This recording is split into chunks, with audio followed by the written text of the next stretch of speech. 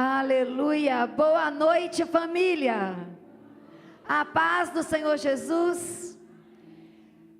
Nós falamos hoje de manhã que esse tempo tem sido muito especial para nós, porque o Espírito de Deus tem ministrado coisas novas, nos despertando para um olhar diferente e para uma experiência mais profunda com Ele.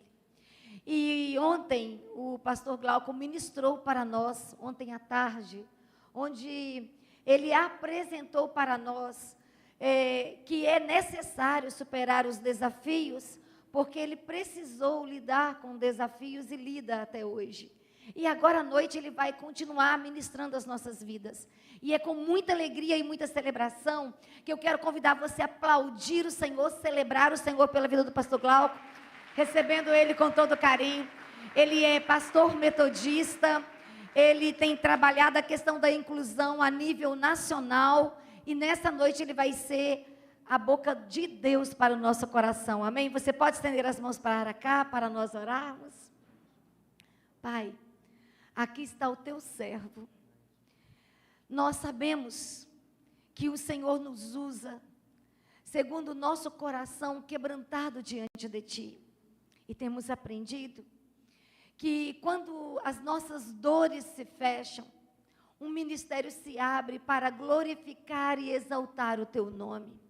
E é sobre isso que o teu filho tem falado, sobre isso que o teu filho tem testemunhado, que a sua dor se tornou uma voz profética, que tem levado esperança, que tem sustentado e que tem abençoado a muitos. Queremos colocar a sua família nas tuas mãos. Queremos colocar a igreja que ele pastoreia nas suas mãos. Queremos colocar esse ministério diante do Senhor e pedir que a cada lugar que ele passar, a voz do Senhor ecoe através dele, pessoas sejam inspiradas e levantadas por ti, e o teu doce Espírito Santo o use com graça e poder. Eu o coloco em tuas mãos e eu o abençoo no poder da tua palavra, em nome de Jesus. Amém. Graça e paz, amém, queridos? Uma alegria poder estar aqui mais uma vez, certamente um tempo muito especial, um tempo de Deus para as nossas vidas, e com certeza um final de semana muito especial. Como a pastora já disse, eu sou o pastor Glauco, sou pastor na primeira região, sou casado com a pastora Angélica, sou pai do Azaf. O Azaf é um adolescente autista, não verbal, atualmente com 15 anos. Para a gente refletir nessa noite, tem uma palavra para ministrar no seu coração, e eu queria te convidar a abrir a sua Bíblia no Evangelho de João, no capítulo 11, versículos de 1 a 6. E eu confesso que hoje eu tenho uma motivação, não era a palavra que eu tinha preparado, mas hoje pela manhã eu me lembrei de algo que acontece hoje no contexto social. Hoje, dia 2 de novembro, é um dia que seria feriado, se fosse dia de semana, e é um dia em que a sociedade lembra da morte. Mas eu creio que a gente serve um Deus de esperança, amém? E em nome de Jesus, querido, hoje é domingo, dia 2 de novembro, é dia de falar de um Deus que pode todas as coisas, inclusive vencer a morte, amém? Então, o tema dessa mensagem hoje, para a gente dividir esse tempo e para a gente refletir nesse tempo, você que gosta de anotar, tem crente que gosta de anotar o tema da mensagem, né? Se você quiser anotar aí, quando Deus silencia, Ele está trabalhando. Amém? Abra sua Bíblia comigo, então, João, capítulo 11, nos versículos do 1 ao 6. Uma história muito conhecida nossa, que certamente a gente conhece quase que de cor, mas eu quero chamar a sua atenção para alguns detalhes aqui. João 11, versículo 1, vamos lá. Estava enfermo Lázaro, de Betânia, da aldeia de Maria e de sua irmã Marta. Esta Maria, cujo irmão Lázaro estava enfermo, era a mesma que ungiu com bálsamo o Senhor e lhe enxugou os pés com os seus cabelos. Mandaram, pois, as irmãs de Lázaro dizer a Jesus: Senhor, está enfermo aquele a quem amas. Repete comigo: aquele a quem amas.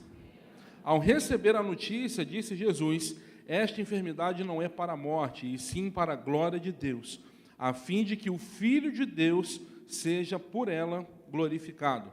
Ora, amava Jesus a Marta e a sua irmã e a Lázaro. Quando, pois, soube que Lázaro estava enfermo, ainda se demorou 2 dias no lugar onde estava. Amém, queridos? Até aqui, Senhor, nós te damos graça pela porção da sua palavra que é liberada sobre nós. Em nome de Jesus, que teu Espírito possa revelar ao nosso coração a sua voz nessa noite e que sejamos ministrados pelo seu amor, que sejamos confrontados pela tua palavra e, mais do que isso, que sejamos inspirados e motivados por ela. Em nome de Jesus. Amém. Amém, queridos? Eu quero começar esse tema e essa pregação de hoje fazendo uma pergunta. Você não precisa me responder, mas só para que você reflita na noite desse domingo. Em algum momento na sua vida, você teve aquela sensação de orar e aparentemente a sua oração não ser respondida, de clamar a Deus, de jejuar, e a impressão que a gente tem é que o Senhor não nos responde, que o céu fica em silêncio e aparentemente Deus não está ouvindo a nossa oração? Certamente, se eu pedir para levantar a mão, muita gente já passou por isso e certamente a gente continua passando por isso em todo o tempo. Existem estações na nossa vida, existem momentos na nossa vida que a impressão que nós temos é que o céu está fechado. Deuteronômio capítulo 28, versículo 23, usa uma expressão específica acerca de uma palavra que Deus dá para o seu povo, em que o céu sobre a sua cabeça seria como bronze e o chão onde eles pisavam como o ferro. Numa perspectiva de que, naquele momento, naquela estação, Deus permaneceria em silêncio. E Deus não atenderia ao clamor do povo, e Deus não falaria com o povo. A gente está diante de um cenário e diante de uma história da Bíblia em que certamente uma família passa por isso. Uma família que agora sofre, uma família que agora tem uma aflição, uma família que tem um irmão enfermo em casa, correndo o risco de morrer, e eles clamam a Jesus, pedem a ajuda de Jesus, e aparentemente Jesus não atende a tempo. É isso que a gente, muitas vezes, faz essa leitura dessa história de João 11. Em alguns momentos parece que Jesus se atrasa, parece que Jesus se demora demais, parece que ele não nos atende quando o nosso coração acredita que ele deveria atender.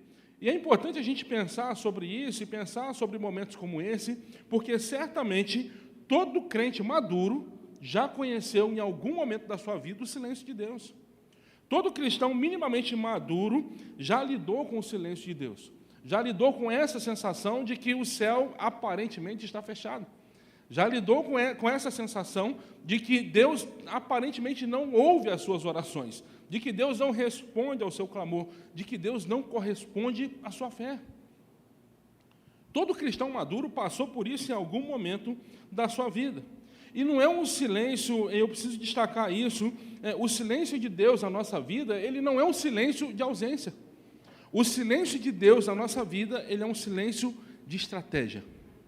Todas as vezes que Deus fica em silêncio, a gente precisa ter maturidade para entender isso. O silêncio de Deus, ele não é ausência. O silêncio de Deus é uma estratégia. Talvez eu possa melhorar. O silêncio de Deus na vida de um cristão, ele é como se fosse uma escola.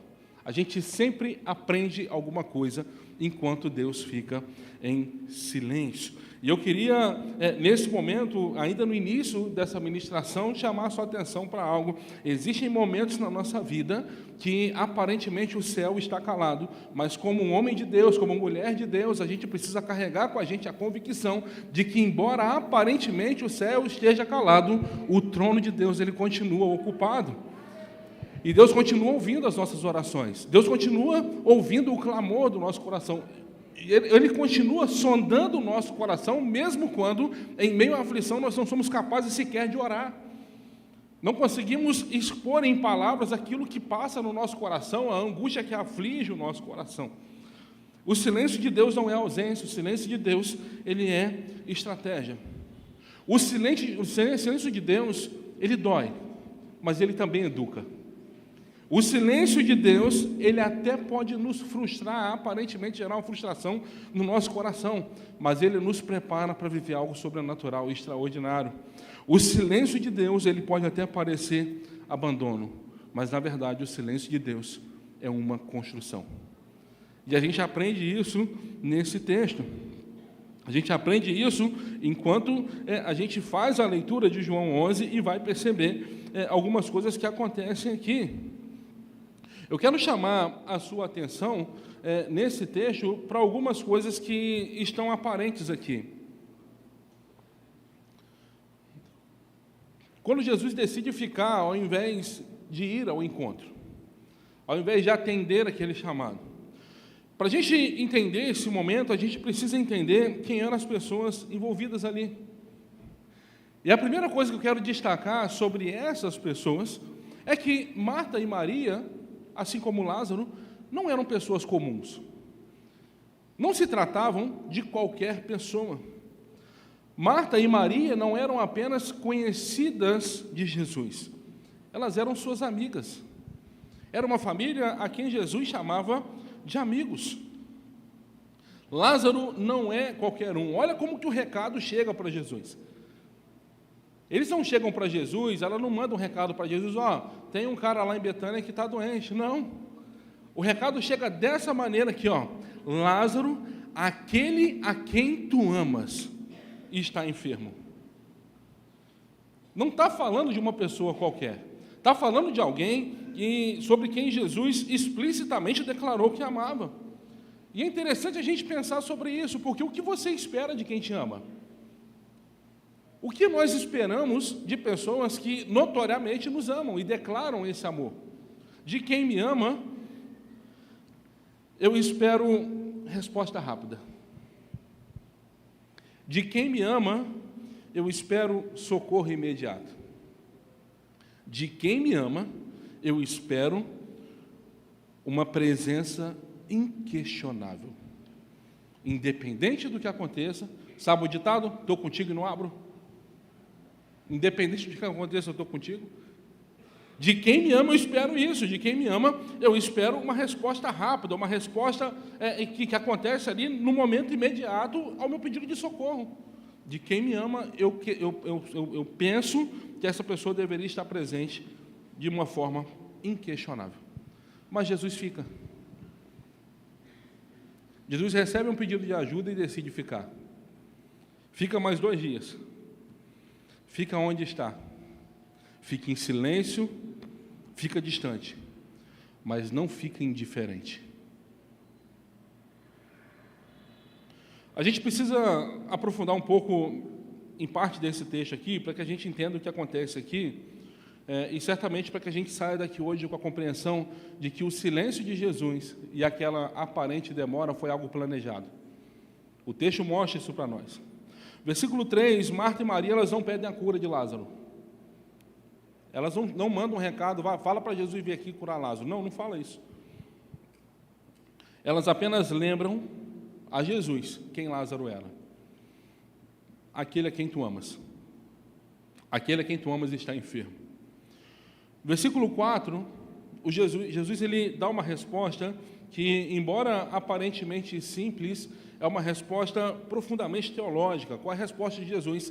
Essa enfermidade não é para a morte, mas é para que o Filho de Deus seja glorificado por ela. No versículo 6, ele escuta, mas decide esperar. Ele escuta, mas decide ficar mais um pouco ali. A espera de Jesus aqui, ela não é desatenção, ela é uma direção. E a gente vai compreender isso dentro do texto. O que parece, meu irmão e minha irmã, um atraso terreno, nesse episódio, na verdade, revela uma agenda celestial. O que parece um atraso, na verdade, revela uma agenda do céu, para a vida de Lázaro e para a vida da sua família. E é importante a gente pensar sobre isso, porque em muitos momentos a gente questiona Deus e a gente fica reclamando, Senhor, mas Tu não me atendes, Senhor, o Senhor não ouve mais a minha oração, e muitas vezes Deus só quer revelar para mim, para você, uma agenda que não é a nossa. Uma agenda que não é imediatista, mas que certamente é eterna. E é importante a gente pensar sobre isso. Aquilo que parece um atraso terreno, na verdade, é uma agenda celestial. E é importante a gente observar isso, porque a gente aprende 3 lições com o silêncio de Jesus aqui. A primeira lição que a gente aprende com esse texto é que quando ele fica em silêncio, ele está reposicionando a nossa fé. Quando Jesus fica em silêncio, ele está colocando as coisas no seu devido lugar.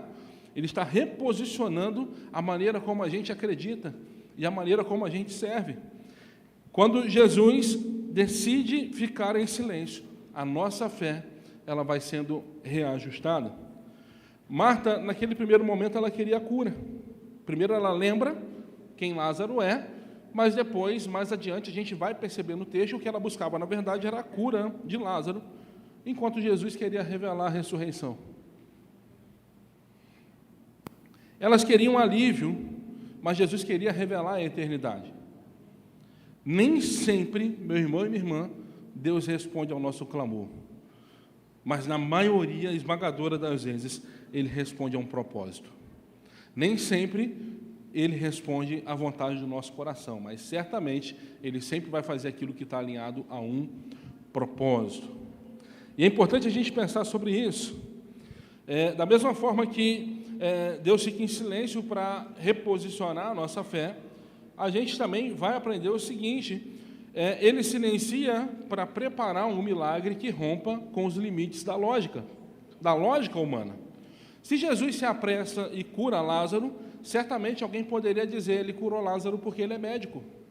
Ele curou Lázaro porque, quem sabe, no caminho ele pegou uma erva qualquer, fez um chá de alguma coisa e curou Lázaro. Resolveu a febre de Lázaro aqui. Se Jesus cura Lázaro, a sociedade poderia dizer, não, é porque ele entende das coisas. Mas quando Jesus ressuscita Lázaro, todas as pessoas são obrigadas a reconhecer quem ele é, e ele é o Messias. Muitas vezes, meu irmão e minha irmã, Deus permite o quarto dia para que ninguém diga que foi sorte, para que ninguém diga que foi a ciência, para que ninguém diga que foi a ajuda, que foi conchavo, mas para que todos reconheçam que foi a mão de Deus, a glória de Deus, o poder de Deus que interviu na nossa vida. Isso está acontecendo aqui, diante dos nossos olhos. O que se acreditava naquela época? Qual era a crença popular naquela época? A crença popular naquela época dava aos 3 primeiros dias, após a morte de alguém, uma espécie de janela de esperança. A cultura local, ela acreditava que quando uma pessoa morria, a alma dessa pessoa ficava rondando o corpo durante 3 dias. A partir do 4º dia, os sinais de decomposição e o mau cheiro já eram percebidos. A pessoa chegava perto e percebia que aquele indivíduo ali já estava se decompondo. Então se cria que a partir de agora não há mais possibilidade. Isso era uma crença popular que dava a esses 3 primeiros dias uma espécie de janela de esperança mínima, que ainda que algo milagroso acontecesse, era algo que para eles era esperado e uma possível reversão da morte. Porém, é interessante observar o porquê que isso é tão relevante no ministério de Jesus e principalmente nesse episódio de João 11. Essa crença cultural extremamente significativa na época, ela poderia convencer as pessoas de que não aconteceu nada de sobrenatural. De fato, aconteceu o que era esperado, o que de fato a gente poderia esperar que acontecesse. Jesus espera intencionalmente até o 4º dia para ir até o túmulo. E quando ele chega em Betânia, Marta o recebe, lá no versículo 39 do capítulo 11, Marta o recebe com a seguinte expressão: se o Senhor tivesse aqui, versículo 37, se eu não me engano, se o Senhor tivesse aqui, meu irmão não teria morrido. E Jesus faz uma pergunta. A Bíblia diz que quando Jesus chega em Betânia, ele se agita ao ver o sofrimento daquelas pessoas. E depois ele chega para Marta e ele pergunta, onde vocês o puseram? E ele se agita novamente com a resposta dela, porque ela vai dizer isso para ele, versículo 39, Jesus já cheira mal, porque já é de 4 dias. Não tem mais jeito, porque já se passaram de 4 dias, reforçando a ideia de decomposição irreversível. Jesus chega e Jesus pergunta, onde está Lázaro? E a resposta que ela dá, não tem mais jeito. Quantas vezes nós chegamos nesse lugar? Quantas vezes nós chegamos nessa estação? Em que alguém diz que não tem mais jeito e a gente acredita. Em que alguém diz que não há mais nada a ser feito e a gente acredita. em que alguém diz que não há mais o que fazer e a gente dá crédito para isso. A resposta de Marta para Jesus, quando ele pergunta onde Lázaro está, reforça a ideia dos 3 dias. Já é de 4 dias, já cheira mal. Não tem mais jeito, não tem mais esperança, não há mais o que fazer. Ao ressuscitar Lázaro depois do 4º dia, Jesus quebra a última expectativa humana e cultural da reversão da morte. O milagre, então, ele é visto como algo inegavelmente divino, não um retorno espontâneo ou engano sobre a morte. Jesus não apenas vence a morte quando ele chega lá, e isso vai ficar mais claro ainda no versículo 40, mas ele também vence o tempo da desesperança. Quando Jesus chega lá no 4º dia, e antes mesmo de encontrar Lázaro, e quando ele diz que quer ir ao túmulo, e aquilo que acontece no fim dessa história, revela o seguinte: ele não vence somente a morte, mas ele vence o tempo em que a gente nem acredita mais, em que Marta e Maria não acreditam mais, em que para a sociedade não era mais possível. Ele vence o tempo da desesperança. Ao esperar o 4º dia, ele entra no lugar onde até a cultura dizia: agora não tem mais jeito. Quantas vezes nós ouvimos isso, que agora não tem mais jeito? Quantas vezes disseram isso para nós, não tem mais jeito? Quantas vezes disseram para nós que o nosso problema é causa perdida? Não há mais o que fazer. A gente está diante de um episódio que é comum nos nossos dias. Quantas vezes nós ouvimos isso? Esse aí não tem mais jeito. Para esse não há mais o que fazer. A gente está diante de um episódio que é exatamente sobre isso. Quando Jesus chega no 4º dia e ele ressuscita Lázaro, ele não vence somente a morte, mas ele vence o tempo da desesperança. E ali ele revela a glória de Deus. Um terceiro ponto que a gente aprende com o silêncio dele é que Deus silencia para que a sua glória fale mais alto do que a nossa dor. Marta e Maria estavam certas em relação ao que Jesus sentia por Lázaro. Quando elas chegam com um pedido de ajuda e elas relembram: Lázaro, aquele a quem tu amas, está enfermo. Marta e Maria estavam corretas em relação ao sentimento de Jesus por Lázaro, mas elas estavam redondamente enganadas quanto ao tempo. Elas estavam enganadas quanto ao tempo. Deixa eu dizer algo para você, meu irmão e minha irmã: Jesus nunca chega na hora que a gente espera, mas Ele sempre chega com aquilo que a gente mais precisa. Ele nunca chega na hora que eu acho que Ele deve chegar, mas Ele sempre chega com aquilo que vai mudar a minha história para sempre. Aquilo que vai mudar a minha vida para sempre, aquilo que vai transformar a minha vida quando nem eu acreditava mais. Elas estavam certas em relação ao que Jesus sentia, mas estavam equivocadas em relação ao tempo. Jesus nunca chega com aquilo que queremos, mas Ele sempre chega na hora e com aquilo que nós mais precisamos. E enquanto Deus silencia, pastor Glauco, o que eu faço então? Enquanto Deus está em silêncio, eu faço o quê? Enquanto Ele está em silêncio, eu vou para onde? Eu corro para quem? Eu peço ajuda para quem? Enquanto Ele fica em silêncio, o que eu vou fazer da minha vida? Primeira coisa, meu irmão e minha irmã, quando Deus fica em silêncio, confie no caráter de Deus, mesmo sem entender os seus caminhos. Olha o que está acontecendo aqui, versículo 39, Marta diz para Jesus: Jesus, não tem mais jeito, já cheira mal, porque é de 4 dias. Versículo 39 do capítulo 11 de João. Sabe o que está escrito no versículo 40? Jesus responde para Marta. E sabe o que Ele diz para ela? Marta, se você crer, você vai ver a glória de Deus.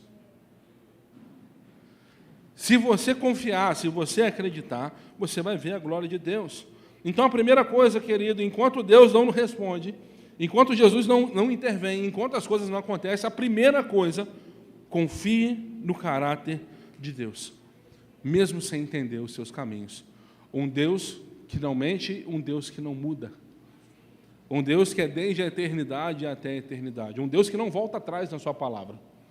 Segunda coisa, enquanto Deus silencia o que eu falo, louve a Deus, não só pelo que Ele faz, mas por quem Ele é. Quem só louva a Deus, quem só adora a Deus, quem só agradece a Deus em momentos de milagres, enfraquece a sua fé no momento da espera. Agora, quem louva a Deus com convicção, permanece de pé, mesmo no tempo mais sombrio. Tem uma frase do Charles Spurgeon que eu gosto muito. Certa vez ele disse o seguinte: os convertidos que nascem emocionados morrem quando a emoção acaba. Os convertidos que nascem emocionados morrem quando a emoção acaba. Isso tem tudo a ver com esse texto. Isso tem tudo a ver com esse texto. Enquanto a gente está esperando, vamos adorar a Deus não pelo que Ele faz, mas por quem Ele é. E uma terceira coisa que a gente precisa fazer enquanto Jesus está em silêncio: espere. Não como quem duvida, mas como quem descansa. Espere nele, não como quem duvida, mas como quem descansa. Salmo 46, versículo 10: aquietai-vos e sabei que eu sou Deus. Está difícil, está doendo? Ó, fica quieto. Aquieta o seu coração, se acalma. Sabei que eu sou Deus. É interessante a gente observar a ressurreição de Lázaro nesse texto e comparar com outros momentos que algo parecido acontece na história. O Evangelho, com exceção da ressurreição de Jesus, porque Jesus ele ressuscita e não experimenta mais a morte, mas o Evangelho ele narra para nós a história de 3 pessoas que ressuscitaram. 3 pessoas que experimentaram a morte e voltaram a viver. Que pessoas são essas? Primeiro, a filha de Jairo. Filha de Jairo é um caso específico. O segundo caso, o filho da viúva de Naim. E o terceiro caso, Lázaro. O que essas pessoas têm em comum? São parentes? Não. Vivem na mesma região, na mesma cidade, na mesma geografia? Também não. O que eles têm em comum é que os 3 morreram e os 3 voltaram a viver. Mas é interessante porque na história, o que a gente vai entender aqui, e o que aponta para uma diferença que é interessante de se observar, é o seguinte: a diferença entre eles, além da geografia, além de não serem parentes, se dá também no momento em que as coisas acontecem. Filha de Jairo. Jairo corre para pedir ajuda. Jesus, minha filha, está mal em casa. Jesus vai ao encontro. No meio do caminho, encontra a mulher do fluxo de sangue, que há 12 anos estava sangrando. Quando chega na casa de Jairo, tinha uma menina deitada na cama, morrendo, que também tinha 12 anos de idade. Jesus para no meio do caminho, cura aquela mulher do fluxo de sangue e depois vai para a casa de Lázaro. E acontece algo que é interessante ali. Jesus não vai com muita gente. O texto diz que Jesus leva 3 pessoas próximas: Pedro, Tiago e João. Acompanham Jesus. Quando chegam na casa, entra no quarto o pai, a mãe, Pedro, Tiago, João e Jesus, e fecha a porta. E Jesus ali cura aquela garota, ressuscita aquela garota, traz ela de volta. Traz ela de volta, uma expressão conhecida nossa, a palavra que Jesus diz, Talita cumi. O que é interessante observar aqui? A filha de Jairo morreu em casa e ressuscitou em casa. Vamos para o outro episódio. Isso está narrado lá em Marcos capítulo 5, versículos 21 ao 43. Onde Jairo vivia? Jairo vivia em Cafarnaum.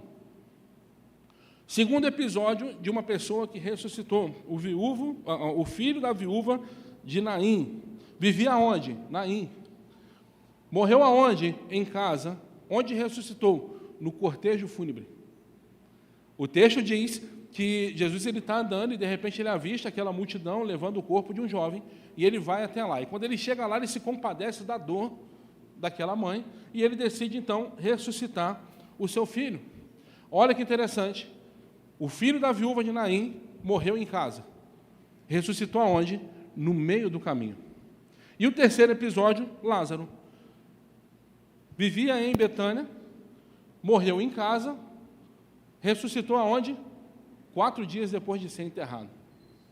Pastor Glauco, o que essas 3 histórias têm a nos ensinar? Deixa eu dizer algo para você. Filha de Jairo morreu em casa e ressuscitou em casa. Filho da viúva de Naim morreu em casa e ressuscitou no meio do caminho. Lázaro morreu em casa, mas agora ressuscita quando ninguém acredita mais, quando não há mais esperança. Deixa eu dizer algo para você que eu aprendo com esses 3 episódios. Existem situações na nossa vida que Deus chega no primeiro dia. Existem outras situações que Ele chega no meio do caminho. E existem outras situações que Ele chega quando a gente não acredita mais. Momentos na nossa vida que a luta começa hoje e Deus resolve hoje. Existem momentos na nossa vida que a luta começa hoje e daqui a um tempo Ele resolve. Existem momentos da nossa vida que a luta começa hoje, a vida passa um mês, passa um ano, passa 10 anos, mas um momento Ele vai chegar. Meu irmão e minha irmã, existem estações na nossa vida que Ele chega no começo, existem outras que Ele chega no meio, existem outras que Ele chega no final. Em nome de Jesus eu quero dizer para você, quem sabe você esperava Jesus em janeiro e Ele não chegou. Quem sabe você esperou em junho e Ele não chegou. E quem sabe Ele vai chegar em dezembro, porque se Ele não chega no começo, Ele chega no meio. Se Ele não chega no meio, Ele chega no final. O que eu aprendo com esse texto é o seguinte: Ele sempre chega. Ou Ele chega em janeiro, ou Ele chega no meio do ano, ou Ele chega em dezembro. Se Ele não chegar hoje, Ele chega semana que vem, mas uma coisa é certa, até o final, até o último dia, Ele vai chegar. Às vezes o nosso coração esperava no primeiro dia, e a gente se frustrou porque Ele não chegou. Às vezes a gente esperava que até o meio do ano Ele resolvesse, e a gente está em novembro e até agora nada. Quando Ele não chega no começo, Ele chega no meio. Quando Ele não chega no meio, Ele chega no final. Eu aprendo isso com esse texto. Às vezes Ele chega no começo, às vezes Ele chega no meio, às vezes Ele chega no final, não é em qualquer final. Se a gente parar para observar, o final para os 3 morreram. Mas é o momento em que nem a gente acredita mais. Lázaro ressuscita quando ninguém acreditava mais. Ele sempre chega. E é interessante a gente observar o que acontece aqui. Porque quando Jesus chega, a gente precisa observar o que acontece aqui. Jesus chega e encontra pessoas desesperadas e certamente um tempo de silêncio estabelecido. Mas aquele tempo de silêncio, ele termina com um milagre. O tempo em que não se acreditava mais, ele termina com um milagre. Quando Jesus chega, aquele tempo de silêncio, aquele lugar de silêncio é interrompido por uma ordem. E qual a ordem? Lázaro, vem para fora. É interessante observar o que acontece aqui. O texto vai dizer que Jesus chega em Betânia. Ao ver Marta e Maria chorando, Jesus se agita. O seu espírito se agita. Depois ele pergunta para Marta: onde vocês puseram Lázaro? No versículo 39 ela diz: larga isso, deixa quieto. Não acredito mais, não há mais o que fazer. Já morreu, já é de 4 dias, já cheira mal, não tem mais esperança, não tem mais expectativa. Ele se agita de novo.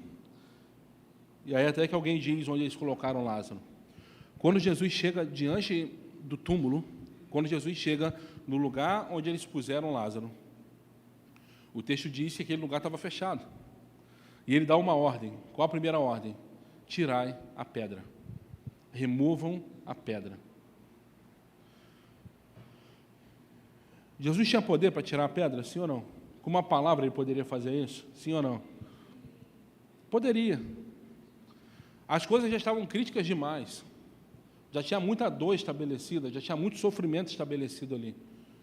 Já tinha muita gente sofrendo por causa da morte de Lázaro. Já tinha muita gente angustiada com o que estava acontecendo ali. Então ele poderia, com uma palavra, remover aquela pedra. Só que ele não remove. Ele dá uma instrução para quem está ali: tirem a pedra, remova a pedra. Remova aquilo que vocês puseram aí. E quem sabe nessa noite isso seja uma primeira grande lição para nós. Talvez o nosso milagre não chegou ainda porque tem pedras que a gente colocou no caminho e que ninguém pode tirar por mim. Jesus pode tirar? Pode, mas Ele não vai fazer por mim aquilo que eu posso fazer sozinho. Ele diz para o povo: tirai a pedra. Depois que o povo tira a pedra, a Bíblia diz que Jesus chega na porta do túmulo e ali ele faz uma oração. Antes de chamar Lázaro, ele faz uma oração. Qual a oração que ele faz? O texto diz que ele olha para cima. E olha o que Jesus diz.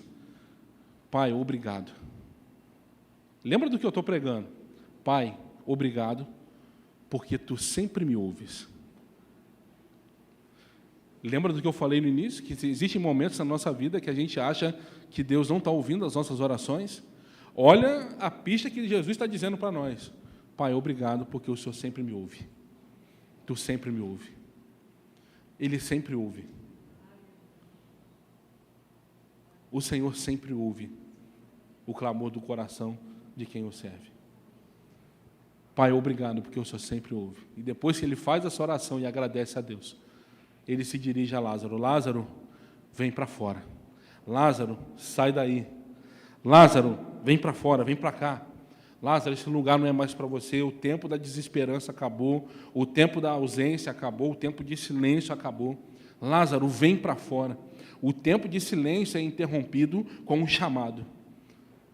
O tempo do silêncio é interrompido com uma ordem, com um imperativo de Jesus. Sai daí.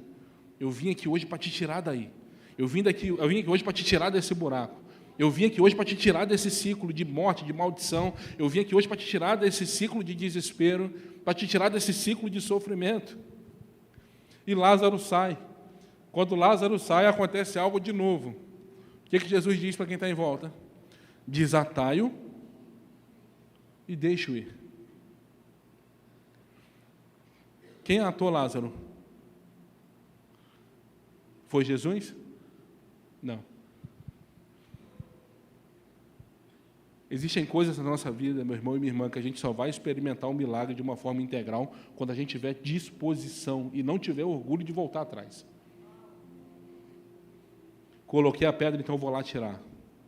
Sexta-feira eu coloquei uma pedra, amanhã, segunda-feira, eu estou indo lá remover essa pedra em nome de Jesus, que eu não quero carregar essa maldição comigo. Eu não quero ficar preso nesse ciclo de maldição, nesse ciclo de silêncio, nesse ciclo de angústia.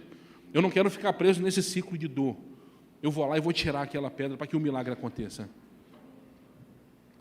E agora eu vou desfazer os nós que eu fiz pelo caminho.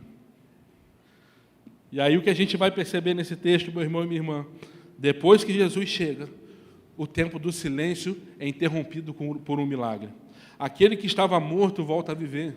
Aquela casa que cheirava luto, agora se enche de alegria e de louvor. O túmulo que falava de um fim, agora ele anuncia um novo começo, uma nova história, um novo tempo, um novo ciclo.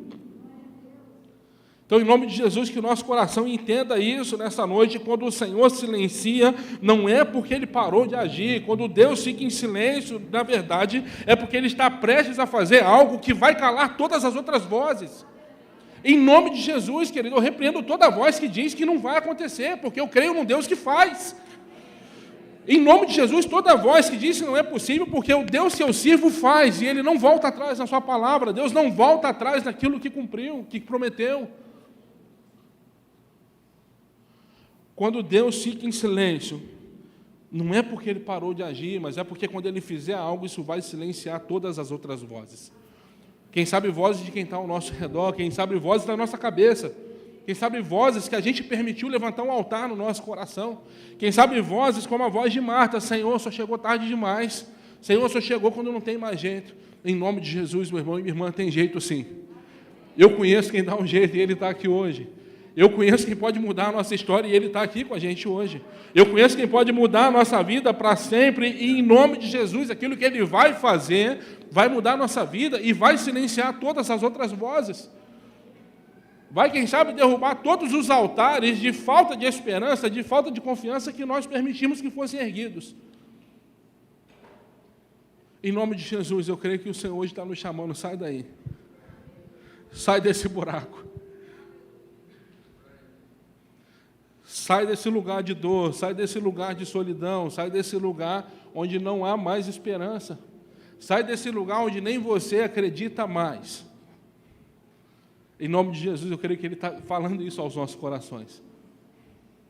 Eu creio nisso, eu vivo nessa palavra, nessa expectativa, meu irmão e minha irmã. Tem coisas que dizem que para a gente que não tem mais jeito, mas tem jeito sim. Até o último dia Deus dá um jeito. Até o final da vida acontece. Se ele não chegou em janeiro, não chegou em junho, eu posso esperá-lo em dezembro. Se ele não chegou no começo, ele chega no meio. Se ele não chegar no meio, até o final ele chega. Mas uma coisa certa, ele chega. E em nome de Jesus, eu creio que ele chegou hoje. Quem sabe você saiu da sua casa hoje com aquela expectativa. Eu não aguento mais, todo final de semana, todo dia de culto, todo início de mês, é a mesma coisa. É a mesma angústia, é a mesma dor, é a mesma sofrência. Todo começo de mês é a mesma coisa. Quem sabe o seu coração, na hora de vir para a igreja, está tudo pronto, está arrumado, e se chateia, se aborrece. Chega quem não deveria chegar e fala o que não era para ser dito. De repente você é essa pessoa que saiu da sua casa hoje com essa sensação: Senhor, por que isso acontece toda vez comigo? Por que 30 minutos? Por que eu não saio 5 minutos mais cedo para não viver isso? Quem sabe você está no meio do caminho. Já está lá como a viúva de Naim, levando o seu filho para sepultar. Ou levando o seu sonho. Ou levando aquilo que você acreditou por tanto tempo. Para entregar, para enterrar, porque não há mais o que fazer. Ou quem sabe você está igual Marta e Maria, e não crendo mais, porque já passou 4 dias. Mas em nome de Jesus, eu creio que o tempo dele chegou. Talvez para você hoje é o primeiro dia, talvez para você já passaram alguns meses ou alguns anos, e talvez você saiu da sua casa hoje: Senhor, se não for hoje, não vai ser mais. Se não for hoje, não precisa mais. Se não for hoje, eu não acredito mais. Eu não tenho mais o que fazer, é a última expectativa, é a última chance, não dá mais para sustentar isso. Eu não sei em qual estação essa palavra chega no seu coração, mas uma coisa eu posso te dizer: ele está aqui, ele já chegou. Em nome de Jesus, querido, nós vamos orar nessa noite. Nós vamos orar porque eu creio que o tempo de Deus chegou na nossa vida. Eu creio que o tempo em que o Senhor vai silenciar todas as outras vozes, as vozes que deixam o nosso coração muitas vezes triste, abatido, aflito, as vozes que muitas vezes tentam nos paralisar, eu creio que Ele chegou aqui. Eu creio que Ele está aqui nessa noite. E em nome de Jesus, nessa noite, Ele está dizendo para mim e para você: sai daí, sai para fora.